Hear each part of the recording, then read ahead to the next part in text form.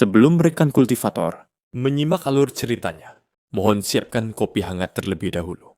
Oke, tanpa lama-lama, lanjut alur ceritanya.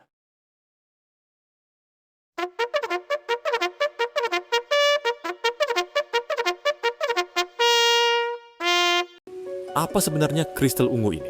Dan bayangan jahat apa yang mengganggu itu? Apakah ini ada hubungannya dengan hilangnya bercak mutasi saya? Shuqing benar-benar tidak bisa memikirkannya. Saat dia duduk memikirkannya, anggota pasukan Thunderbolt lainnya mulai melewatinya. Akhirnya, dia menenangkan pikirannya, meski matanya terus bersinar terang. Jawaban atas pertanyaannya tidak penting saat ini. Dia sekarang telah beristirahat, dan gilirannya untuk bertarung lagi. Dia berdiri dan menyeka tusuk besinya. Kemudian Crucifix terjatuh kembali, dan dia langsung beraksi. Dengan kecepatan luar biasa, dia menyerang kawanan serigala itu. Jeritan kesakitan terdengar seperti simfoni yang mengerikan. Dia selamat dari pembukaan mata dewa dan hujan darah. Dan pertarungan senja ini, seperti batu asah yang mengasahnya menjadi sesuatu yang lebih tajam dari sebelumnya. Dia bertarung lebih lama lagi kali ini. Kemudian dia mundur, dan anggota pasukan lainnya bergantian. Waktu berlalu, matahari terbenam, dan bulan terbit. Di malam gelap wilayah terlarang, suara pertempuran mematikan terus terdengar. Sampai, semua orang kelelahan dan bolus putihnya telah habis dikonsumsi. Mereka mempunyai begitu banyak mutagen yang terbentuk di dalam diri mereka, sehingga mereka mencapai titik mutasi. Saat itulah Fajar tiba. Serigala bersisik hitam terakhir yang kelelahan memandang mereka, lalu berbalik dan menghilang. Semuanya menjadi sunyi. Setiap anggota pasukan Thunderbolt berlumuran darah saat mereka tergeletak di tanah sambil terengah-engah. Tidak terkecuali Shuqing. Kristal ungu menyembuhkan luka-lukanya, tetapi mentalnya sangat terkuras sehingga dia merasa lelah, seperti orang lain. Kami akhirnya berhasil keluar hidup-hidup, bisik Graceful Raptor. Berjuang untuk berdiri, dia menatap Shuqing. Terima kasih. Savage Ghost meskipun terengah-engah memandang Shuqing dan memberinya acungan jempol. Penampilan Shuqing di malam pertempuran melampaui apapun yang diharapkan oleh Sersan Thunder atau Salib. Faktanya, tanpa dia, kawanan serigala mungkin tidak akan mundur, dan pasukan Thunderbolt mungkin akan mengalami mutasi. Hanya Shuqing yang berbaring di sana menatap ke langit yang penuh keraguan.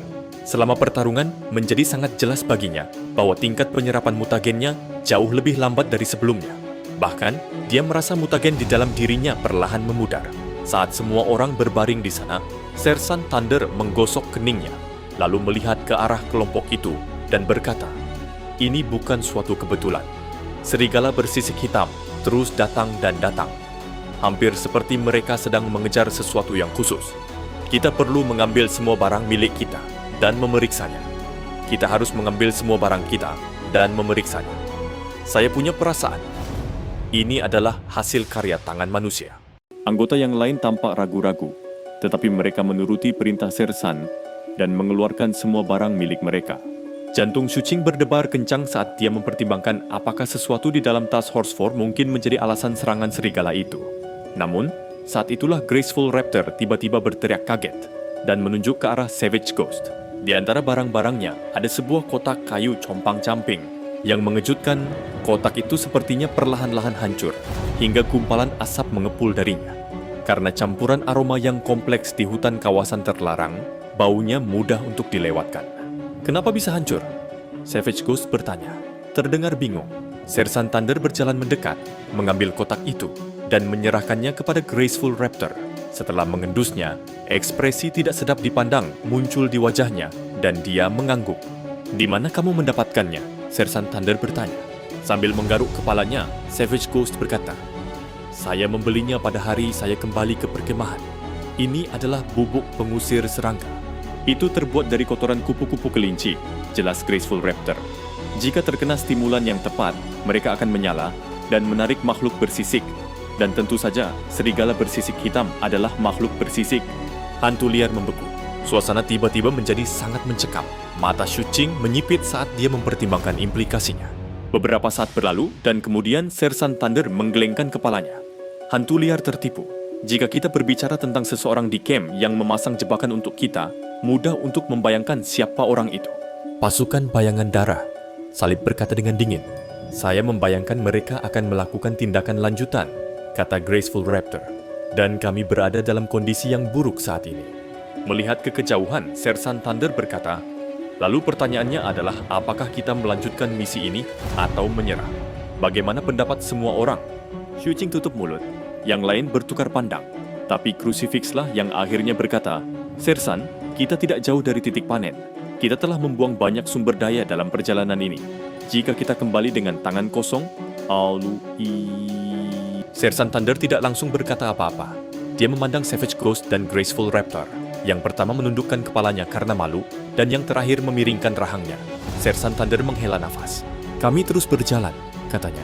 Setelah kita mencapai titik panen, kita harus segera memanen. Lalu kita berpencar dan mengambil rute berbeda untuk kembali. Kita akan berkumpul kembali di camp. Keputusan telah diambil. Mereka beristirahat sejenak, lalu mulai bergerak melewati wilayah terlarang lagi.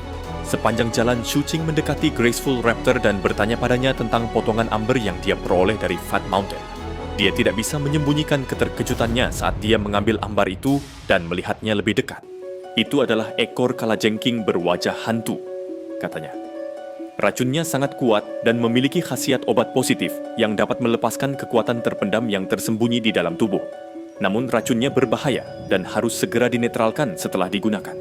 Meski demikian, banyak orang yang memelihara kalajengking wajah hantu karena alasan tersebut. Ditambah lagi dengan harga yang didapat di pasaran. Shuqing berterima kasih pada Graceful Raptor dan menyimpan potongan amber itu. Kelompok itu tetap waspada, tetapi pada saat yang sama bergerak maju dengan cepat. Kali ini, mereka lebih diam dari sebelumnya. Mungkin karena insiden dengan serigala bersisik hitam, sepertinya tidak ada binatang lain di area tersebut. Pasukan tersebut tidak menemui bahaya, dan segera mencapai daerah perbatasan yang menandai bagian dalam wilayah terlarang. Medannya bukan lagi sekedar hutan murni. Sekarang, ada perbukitan dan sungai yang mengalir. Tentu saja air di sungai itu berwarna hitam dan tidak layak untuk dikonsumsi manusia. Sebuah jalan setapak melewati bagian hutan yang paling lebat. Di ujungnya terdapat ngarai yang indah. Saat memasuki ngarai, Shuqing merasa seperti berada di dunia lain. Tanaman merambat yang lebat tumbuh di atas kepala seperti langit-langit, menghalangi sebagian besar sinar matahari. Namun, tidak ada pohon di ngarai, yang ada hanya tanaman berbunga. Bunganya kira-kira seukuran kepalan tangan dan warnanya bermacam-macam. Tangkainya yang memancarkan cahaya kebiruan memiliki 7 helai daun. Mereka tampak seperti bintang yang berkilauan, dan bersama-sama membuat rawa itu tampak seperti langit berbintang yang damai. Sungguh luar biasa indahnya. Ini adalah titik panen yang ditemukan pasukan Thunderbolt di masa lalu. Itu adalah lokasi rahasia yang memungkinkan pasukan untuk hidup nyaman dengan mengambil keuntungan dari apa yang bisa mereka panen di sana. Ada cara khusus untuk memanen tanaman, jadi untuk menghemat waktu dan menghindari kerusakan produk, Shuqing tidak ikut serta. Setelah mengamati sebentar, dia duduk di samping untuk melakukan beberapa latihan pernapasan. Karena pertarungan hari sebelumnya, basis budidayanya telah meningkat dan dia mendekati titik terobosan. Untuk memberikan dirinya peluang terbesar untuk selamat dari bahaya di masa depan, Shuqing tidak akan membuang waktu. Bahkan di wilayah terlarang, dia terus mengerjakan mantra laut dan gunung dan menyerap kekuatan roh dari sekitarnya. Saat kekuatan roh mengalir ke dalam dirinya, angin bertiup di rawa. Sersan Thunder menoleh, tapi tidak melakukan apapun untuk menghentikannya. Lagi pula, dia tahu betul bahwa mereka mungkin akan diserang dalam perjalanan pulang. Saat ini, sedikit kekuatan ekstra mungkin cukup untuk menjamin kelangsungan hidup mereka. Beberapa waktu berlalu dan pasukan Thunderbolt masih memanen tanaman. Saat itulah suara letupan dan retakan terdengar di dalam diri Shuqing. Kotoran keluar dari pori-porinya, bercampur dengan darah serigala yang masih menyelimuti dirinya. Pada saat yang sama, daging dan darah Shuqing mulai melahap kekuatan roh di sekitarnya dengan lahap. Suara-suara di dalam dirinya semakin keras, lalu tiba-tiba berhenti, sehingga pikirannya dipenuhi dengan suara-suara yang bergemuruh. Semua pembuluh darah di tubuhnya membengkak, dan dagingnya dipenuhi dengan tingkat kekuatan roh yang menakjubkan. Aura yang menembus perlahan memenuhi dirinya saat fluktuasi kekuatan roh di sekitarnya memudar. Dia telah mencapai tingkat ketiga mantra laut dan gunung. Sebelum membuka matanya, dia menundukkan kepalanya. Akibatnya, tidak ada yang bisa melihat kilauan ungu di matanya. Sejujurnya, tidak ada kegembiraan di matanya. Sebaliknya, dia merasa sangat was-was. Dan itu karena ketika melihat ke bawah, dia melihat sesuatu terjadi pada bayangannya. Sesi kultivasinya barusan terasa tidak menyenangkan. Setelah menyerap kekuatan roh di sekitarnya, dia menggunakan mantra laut dan gunung untuk memisahkan mutagen dan kemudian mengirimkannya ke seluruh tubuhnya.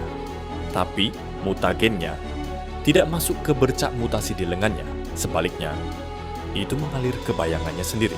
Sepertinya bayangannya memakan mutagen. Setelah berpikir beberapa lama, Shuqing menekan rasa was-wasnya dan mendongak.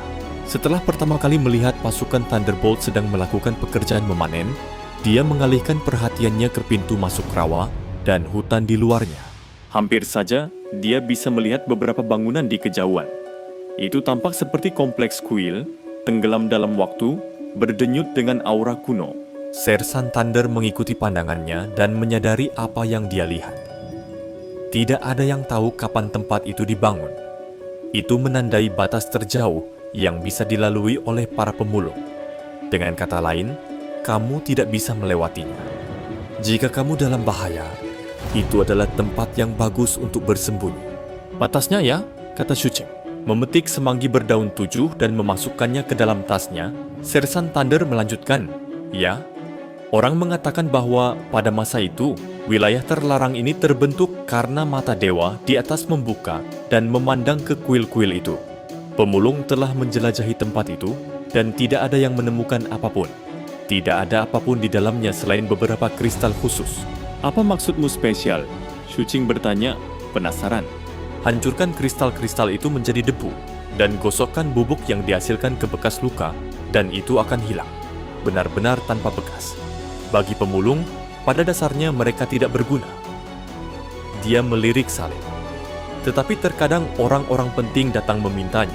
Pada titik ini, Crucifix, Savage Ghost, dan Graceful Raptor selesai mengumpulkan tanaman.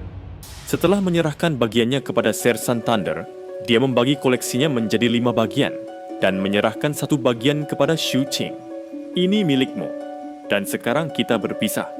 Itu akan meningkatkan peluang kita untuk kembali dengan selamat. Dia mengeluarkan peta dan menyerahkannya kepada Shuqing. Aku punya rencana besar, nak, katanya. Itulah kenapa pasukan Blood Shadow mengejarku. Selain itu, akulah yang bertanggung jawab. Jadi aku harus menjadi pengalih perhatian. Kalian kembali ke perkemahan secepat yang kalian bisa. Tunggu aku di sana. Shuqing ingin mengatakan sesuatu padanya, tapi sebelum dia sempat mengatakannya, Sersan Thunder menyelinap keluar dari rawa dan menghilang. Salib menggenggam bahu Shuqing sebentar, lalu pergi juga. Savage Ghost dan Graceful Raptor keduanya memberikan beberapa nasihat lebih lanjut kepada Shuqing, lalu menghilang. Dia memperhatikan mereka pergi. Kemudian dia menyingkirkan semanggi berdaun 7 dan melihat untuk terakhir kalinya kompleks candi itu. Sesaat kemudian, dia menarik napas dalam-dalam dan keluar dari rawa. Sekarang dia berada di penyempurnaan tubuh tingkat ketiga. Dia jauh lebih cepat dari sebelumnya. Dia bergerak melewati hutan dengan gesit seperti monyet, bergerak tanpa henti melewati pepohonan. Dia tidak mengikuti jalan yang sama seperti yang mereka lalui saat menuju rawa. Sebaliknya, dia menggunakan peta untuk menemukan rute yang lebih memutar. Dengan menggunakan teknik yang dia pelajari selama ini, dia menghindari bahaya sebanyak mungkin. Dia memang bertemu dengan beberapa binatang mutan, tapi dia merawat mereka tanpa kesulitan. Kadang-kadang, dia melihat bayangannya dan tetap yakin bahwa itu tampak aneh. Saat ini, dia tahu dengan pasti bahwa setiap kali dia menyerap mutagen, entah itu dari kekuatan roh atau hanya dengan bernapas, itu akan berakhir di bayangannya. Dan menelusuri timeline ke belakang, dia tahu bahwa itu dimulai dengan aliran dingin yang muncul dari kristal ungu. Itu semua menjadi sangat jelas setelah dia mencapai tingkat ketiga, mantra laut dan gunung. Setelah kristal ungu menelan bayangan serigala bersisik hitam, bayangannya sendiri telah berubah. Dia menyipitkan matanya melihat betapa menyedihkannya hal itu. Sambil menyingsingkan lengan bajunya lagi, dia memastikan bahwa dia hanya memiliki 1 bercak mutasi di lengannya. Terlebih lagi, 1 tanda itu samar-samar, sampai-sampai dia hampir tidak bisa melihatnya. Jika hal-hal terus berjalan seperti ini, maka mutagen di dalam dirinya akan menjadi semakin lemah, sampai dia benar-benar bersih. Berdasarkan apa yang dia baca di slip bambu mantra laut dan gunung, tingkat kemurnian sempurna itu hanya terlihat pada manusia elit di daratan kuno yang terhormat. Apakah itu semua akibat dari kristal ungu? Berhenti sejenak di dahan pohon besar, dia menatap ke langit dan mengusap tempat di dadanya tempat kristal itu berada. Kemudian dia mengesampingkan rasa was-wasnya dan mulai bergerak melewati hutan lagi. Mungkin mutagen bukanlah ancaman baginya untuk saat ini, tapi masih banyak bahaya yang harus dihadapi di wilayah terlarang. Faktanya, dia baru saja melihat dua beruang mutan yang bahkan lebih kuat dari Sersan Thunder. Yang mengejutkan, di punggung masing-masing beruang ada seekor laba-laba besar berwarna-warni. Untayan sutra, laba-laba yang tak terhitung, jumlahnya membentang dari laba-laba dan masuk ke tubuh beruang, tampaknya memungkinkan laba-laba mengendalikan mereka. Beruang-beruang itu bergerak-gerak, sama sekali tidak mampu mengendalikan diri. Mereka menghancurkan pohon dan bahkan menghancurkan binatang mutan lainnya saat mereka berlari. Jika bukan karena mereka mengejar sejenis harimau merah, dan karenanya tidak memperhatikan Shu Qing, dia akan mendapat masalah besar. Wilayah terlarang penuh dengan hal-hal seperti ini. Sekitar 2 jam kemudian, Shu Qing mendapati dirinya berada di puncak pohon. Dengan cermat memeriksa sekelilingnya. Di kejauhan, dia melihat sesuatu yang sepertinya bukan milik hutan. Itu adalah ubur-ubur besar seukuran gunung, memancarkan rasa dingin yang sangat dingin. Itu bersinar redup saat melayang tinggi di udara di atas wilayah terlarang. Karena tubuhnya tembus cahaya, ada kemungkinan untuk melihat banyak mayat binatang membusuk di dalamnya. Ada sejumlah tentakel yang menjuntai di bawahnya. Semuanya ditutupi dengan mata yang pucat, namun sebagian besar matanya tertutup. Saat ia bergerak perlahan, hutan di bawahnya diliputi rasa dingin yang menyengat. Auranya kuat, jauh melampaui tingkat kekuatan Shu Qing. Faktanya, dia cukup yakin bahwa beruang yang baru saja dia temui lebih lemah. Bahkan, ketika melihatnya dari kejauhan, dia merasa kaku dan dingin, dan bisa merasakan betapa berbahayanya benda itu. Hanya ketika ubur-ubur raksasa menghilang di kejauhan, barulah dia menghela nafas lega. Itu meninggalkan sebidang tanah beku di hutan yang terlihat jelas dari tempatnya berada. Jika benda itu datang ke arah ini, dia menelan ludah. Ada bahaya di mana-mana di hutan ini, tapi karena bayangannya menyerap mutagen, dia punya keuntungan karena dia bisa tinggal di tempat ini lebih lama. Saat dia tumbuh lebih kuat, dia merasa bahwa keuntungannya akan semakin besar. Setelah beristirahat sejenak, dia melanjutkan dengan lebih waspada dari sebelumnya. Waktu berlalu, dan akhirnya matahari terbenam, hanya menyisakan cahaya sore. Saat lolongan bergema di hutan, Shu Qing memeriksa petanya. Berdasarkan perkiraannya, jika dia terus berlari sepanjang malam, dia akan bisa keluar dari kawasan terlarang saat fajar. Saat dia merenungkan masalah tersebut, dia mendengar ledakan di kejauhan, diikuti dengan jeritan yang mengerikan. Dan suara itu terdengar familiar. Hantu buas. Matanya berubah tajam. Tanpa ragu-ragu, dia mendekati sumber kebisingan, bergerak diam-diam melewati tumbuhan. Tak lama kemudian, dia mencapai titik asal suara itu.